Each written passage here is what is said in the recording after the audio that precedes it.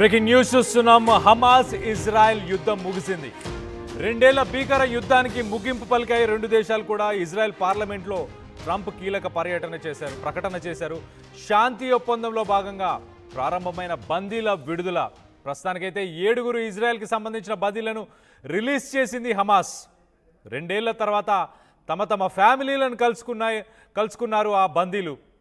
కుటుంబ సభ్యుల విడుదలతో బందీల ఫ్యామిలీలో ఆనందాన్ని చూడొచ్చు. మనం చాలా విజువల్స్లో కూడా చూడొచ్చు చాలా క్లియర్గా. ట్రంప్ ప్రసంగాన్ని ప్రస్తుతానికైతే ఇజ్రాయెల్కి సంబంధించిన 2 ఎంపీలు అడ్డుకునే ప్రయత్నం కూడా చేసినట్టు తెలుస్తుంది. ఒక్కసారి అసలు 2023లో ఈ యుద్ధం మొదలైన తర్వాత పరస్పర దాడులు, ఇటు హమాస్ అలాగే ఇటు ఐడిఎఫ్ ఇజ్రాయెల్ డిఫెన్స్ ఫోర్సెస్, ఇవి 2 పరస్పర దాడులు చాలా చేసుకున్నాయి. దీంట్లో ఎంతోమంది సివిలియన్స్ చనిపోయారు. సో మొత్తానికైతే ప్రస్తుతానికైతే హమాస్ దగ్గర 20 మంది ఇజ్రాయెల్కి సంబంధించిన హాస్టేజెస్ అంటే బందీలు ఉన్నట్టు తెలుస్తుంది. అలాగే వందల మంది హమాస్కి సంబంధించిన వ్యక్తులు కూడా ఇజ్రాయెల్ దగ్గర ఉన్నట్టు తెలుస్తుంది. పరస్పరం ఒకరినొకరు ఇప్పుడు ప్రస్తుతానికైతే ఆ బందీలను విడుదల చేసే ప్రయత్నంలో ఉన్నట్టు చాలా క్లియర్గా తెలుస్తుంది. 24 గంటలు గడిచిన తర్వాత ప్రస్తుతానికి 7 బందీలను మాత్రం ప్రస్తుతానికి హమాస్ విడుదల చేసినట్టు తెలుస్తుంది. ఈ విడుదల చేసిన బందీలని రెడ్ క్రాస్ వాళ్ళకి, first international committee of red cross అని చెప్పేసి ఒక కమిటీ ఉంది, ఆ కమిటీ వాళ్ళకి హమాస్ అప్పచెప్తుంది. దాని తర్వాత ఆ బందీలని ఇజ్రాయెల్ మిలిటరీ వాళ్ళని తీసుకొచ్చి దాని తర్వాత మొత్తానికైతే హాస్పిటల్స్కి తరలించి వాళ్ళకి మెడికల్ చెకప్స్ అన్నీ చేసిన తర్వాత వాళ్ళ ఫ్యామిలీలను కలిసే ప్రయత్నం చేపించారు. సో మనం ఆ విజువల్స్లో చూడండి. దాదాపు 2 సంవత్సరాల తర్వాత తమ ఫ్యామిలీస్ని ఆ బందీలు కలిసే ఒక్కసారి ఆ ఆనంద బాష్పాలు ఆ ఫ్యామిలీస్కి సంబంధించి ఆ విజువల్స్లో చాలా క్లియర్గా కనిపిస్తుంది. బతికి ఉంటారా, బతికి వస్తారా అన్న భయం బాధతో ఇన్ని సంవత్సరాలు వాళ్ళు బతికారు.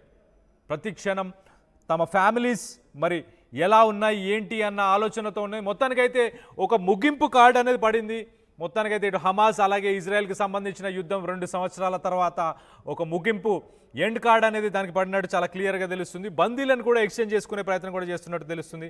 ఇటు అమెరికా ప్రెసిడెంట్ డొనాల్డ్ ట్రంప్ కూడా ఈ సీజ్ ఫైర్ డీల్కి నేనే ముందుకు తీసుకెళ్లానని చెప్పుకొస్తున్నారు. సో మొత్తానికైతే ఇజ్రాయెల్ కూడా డొనాల్డ్ ట్రంప్కి నోబెల్ పీస్ ప్రైజ్ ఖచ్చితంగా ఆయనకి ఇవ్వాలి అని చెప్తున్నారు. సో ఒక్కసారి ప్రస్తుతానికి ఆయన ఇప్పుడు ఇజ్రాయెల్కి చేరుకున్న తర్వాత అక్కడ ఉన్న బందీలకు సంబంధించిన ఫ్యామిలీస్ని కూడా కలిసి వాళ్ళతో కూడా మాట్లాడే ప్రయత్నం చేశారు. వాళ్ళతో కూడా మాట్లాడిన తర్వాత 7 ఫ్యామిలీస్ ఎవరైతే బందీలు వచ్చారో వాళ్ళ ఫ్యామిలీస్తో కూడా మాట్లాడారు. దాని తర్వాత పార్లమెంటులో కూడా ఒక పీస్ సమ్మిట్కి సంబంధించి ఆయన వ్యాఖ్యానించినప్పుడు 2 ఎంపీలు, ఇజ్రాయెల్కి సంబంధించిన 2 ఎంపీలు అడ్డుకున్నట్టు కూడా తెలుస్తుంది. సో దాని తర్వాత అక్కడ నుంచి ఆయన మరి ఈజిప్ట్లో కూడా ఒక పీస్ సమ్మిట్ ఏదైతే జరుగుతుందో దానికి కూడా వెళ్తారని తెలుస్తుంది. ఒక్కసారి అసలు ఆయన ఇజ్రాయెల్ పార్లమెంట్లో ట్రంప్ చేసిన వ్యాఖ్యలు ఏంటి ఒక్కసారి వినే ప్రయత్నం చేద్దాం. For which we prayed for year after year, and 7 years ago it was you, President Trump, that in the name of the United States you recognized Jerusalem as the capital of Jerusalem. You executed a promise that many other presidents promised. You transferred the embassy to Jerusalem. Thank you very much, President Trump.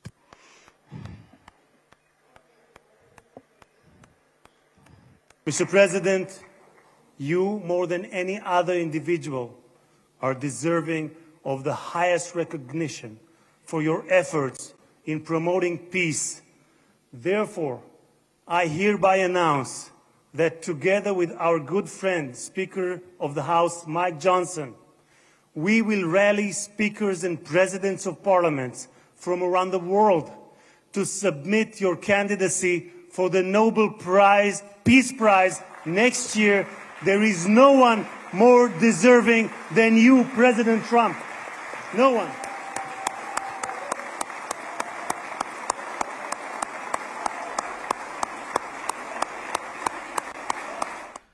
Right. ప్రతి సంవత్సరము మా ఫ్యామిలీకి సంబంధించి ఎవరైతే Hamas దగ్గర బందీలుగా ఉన్నారో వాళ్ళ కోసం ప్రతి సంవత్సరం వేచి ఉన్నాము. ఇప్పటిదాకా ఎంతోమంది అమెరికాకు సంబంధించిన ప్రెసిడెంట్లు వచ్చారు, ఎంతోమంది ఎన్నో వాగ్దానాలు ఇచ్చారు, ఎన్నో దేశాలకు సంబంధించిన ప్రెసిడెంట్లు కూడా వాగ్దానాలు ఇచ్చారు. కానీ మీరొక్కరు మాత్రమే మాట నిలబెట్టుకున్నారని చెప్పేసి ఆ బందీలకు సంబంధించిన ఫ్యామిలీస్ ట్రంప్ని పొగడ్తలతో ముంచెత్తారు. ఇంకో పక్కన పార్లమెంట్ సాక్షిగా కూడా ఇలాంటి వాదనలే జరిగాయి, ఇలాంటి స్టేట్మెంట్సే అక్కడ పార్లమెంట్లో కూడా రిలీజ్ చేశారు. చాలా క్లియర్గా ఏం చెప్తున్నారంటే, మీరు నోబెల్ పీస్ ప్రైజ్కి అన్ని విధాలుగా అర్హతలు కలిగి ఉన్న ఏకైక వ్యక్తి మీరే, మీకే ఖచ్చితంగా నోబెల్ పీస్ ప్రైజ్ రావాలి, దీనికి ఇజ్రాయెల్ తరఫున మేమందరం కూడా ఖచ్చితంగా సపోర్ట్ చేస్తున్నామని చెప్పేసి వ్యాఖ్యానించారు. మొత్తం మీద ట్రంప్ని పొగడ్తలతో ముంచెత్తున్నారు. ఈ 2 సంవత్సరాల తర్వాత ఈ యుద్ధం ఆగడానికి అన్ని రకాలుగా మీరే కారణం, మీ వల్లనే ఇది జరిగింది. జెరూసలం లాంటి ఒక హోలీ ప్లేస్ని, ఒక హోలీ ల్యాండ్ని మీరు గుర్తించారు, దానికి ఇవ్వాల్సిన ప్రాముఖ్యత ఇచ్చారు, ఆ ప్రయారిటీ ఇచ్చారు, కాబట్టి ఇదంతా సాధ్యమైందని చెప్పేసి అక్కడ ప్రజలు కానీ అలాగే పార్లమెంట్లో ఉన్న ఆ సభ్యులు కూడా చెప్పడం జరుగుతుంది ఒక్కసారి. సో మొత్తం మీద అయితే ట్రంప్ నేనే దీనికి ముగింపు పలికాను అని చెప్పేసి ఆయన చెప్పుకొచ్చాడు. ఒక్కసారి ట్రంప్ ఏం వ్యాఖ్యలు చేశాడు అనేది ఒక్కసారి ట్రంప్ మాటల్లోనే వినే ప్రయత్నం చేద్దాం. We're not going to have this anymore. Neither the United States nor Israel bear the people of Iran any hostility. We merely want to live in peace. We don't want any looming threats over our heads. And we don't want to even think in terms of nuclear destruction. It's not going to happen, never will happen. There's nothing that would do more good for this part of the world than for Iran's leaders to renounce terror, stop threatening their neighbors, quit funding their militant proxies, and finally recognize Israel's right to existence. They have to do that. They have to do that. And to Iran, and as you know, this is not said out of weakness. There's no weakness. But I'm going to say this, that we are ready when you are, and it will be the best decision that Iran has ever made. And it's going to happen. It's going to happen. And they're good people. I know a lot of Iranians in the United States are good people, smart, hardworking people. They don't want to see what's happened to their country. The story of fierce Israeli resolve and triumph since October 7th should be proof to the entire world that those who seek to destroy this nation are doomed to bitter failure. The state of Israel is strong, and it will live and thrive forever.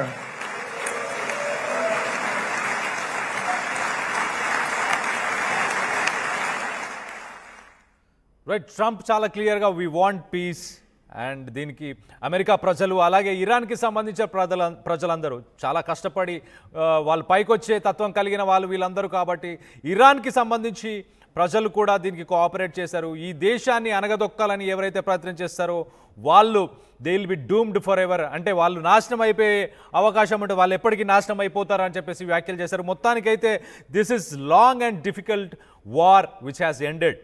In an unprecedented achievement, virtually the entire region has endorsed the plan that Gaza will be demilitarized and Hamas will be disarmed and Israel's security will not be threatened. So మొత్తానికైతే ఒక statement చాలా క్లియర్గా ఇస్తున్నాడు. ఇటు Iran కావచ్చు, అలాగే America కావచ్చు, అలాగే ఇజ్రాయెల్కి సంబంధించిన ఫోర్సెస్ వీళ్ళందరూ కలిసి మనం పనిచేసాం కాబట్టి ఈ అచీవ్ చేయగలిగాము. ఒక డిఫికల్ట్ వార్, ఒక 2 సంవత్సరాలు పైగా ఏదైతే యుద్ధం జరిగిందో ఆ యుద్ధాన్ని ఆపగలిగాం, అండ్ ఈ శాంతిని ముందుకు తీసుకెళ్లాలి, ఇలానే ఉండాలి అని చెప్పేసి ట్రంప్ వ్యాఖ్యానించినట్టు చాలా క్లియర్గా తెలుస్తుంది. దీనిపై